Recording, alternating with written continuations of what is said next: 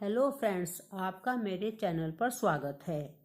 आज मैं राजा मुचुकुंद की कहानी लेकर आई हूँ, जिनके पराक्रम और शौर्य की कहानियाँ स्वर्ग से लेकर धरती तक लोकप्रिय है। यह एक पौराणिक धार्मिक कहानी है। आज हम त्रेता युग में जन्मे एक ऐसे वीर पुरुष की कहानी पर प्रकाश डालने जा रहे हैं, जिनके साहस और शौर्य के आगे स्वर्ग लोक के देवता भी नतमस्तक हो जाया करते थे। त्रेता युग हिंदू धर्म में वर्णित 4 युगों में से एक था, जिसमें भगवान श्री राम ने अवतार लिया।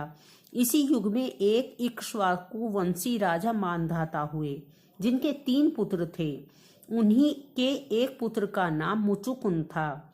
इनकी वीरता की चर्चा तीनों लोकों में हुआ करती थी। इनके पराक्रम के सामने बड़े बड़े सूरवीरों ने भी घुटने टेक दिए थे। एक बार की बात है, देवलोक में असुरों का आतंक बढ़ गया। इससे भयभीत हो सभी देवता देवराज इंद्र के पास गए। देवराज इंद्र ने राजा मुचुकुंद को सेनापति नियुक्त किया और देवलोक की सुरक्षा का जिम्मा सौंप दिया। राजा ने लंबे समय तक युद्ध करके असुरों को परास्त कर दिया।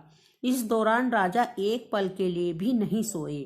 उसके बाद राजा को सेवा से मुक्त कर दिया गया और सेवा का भार भगवान शिव के पुत्र कार्तिकेय को दे दिया गया।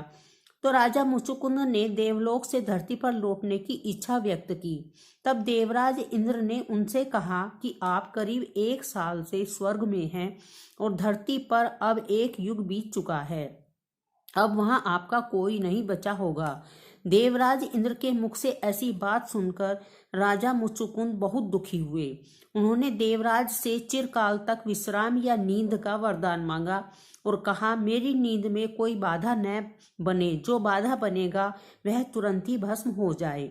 देवराज इंद्र राजा मुचुकुंद की सेवा से बहुत प्रसन्न थे, इसलिए उन्होंने श्यामाचल पर्वत की एक गुफा में जाकर गहरी नींद में सोने का वरदान दे दिया। जिस गुफा में राजा मुचुकुंद ने विश्राम किया था, वह आज भी उत्तर प्रदेश के ललितपुर में मौजूद है।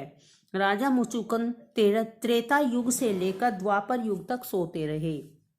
इसके बाद जब भगवान श्री कृष्ण से बदला लेने के लिए मगध नरेश जरासंध ने मथुरा पर आक्रमण किया, तो उसके साथ यवन देश का राजा कालियवन भी था, जो जरासंध का परम मित्र था, जिसे भगवान शिव का वरदान था कि वह कभी मृत्यु को प्राप्त नहीं होगा। जब कालियवन भगवान श्री कृष्ण को मारने उनके पीछे पीछे गया, तब भगवान कृष्ण उसी गुफा में जाकर छिप गए। राजा मुचुकुंद विश्राम कर रहे थे, लेकिन कृष्ण काल यवन को भ्रमित करके गुफा के पीछे चले गए और काल यवन ने गुफा में जाकर राजा मुचुकुंद को कृष्ण समझकर जगा दिया। जैसे ही काल्यवन के ऊपर मुचुकुंद की दृष्टि पड़ी, वह वहीं भस्म हो गया।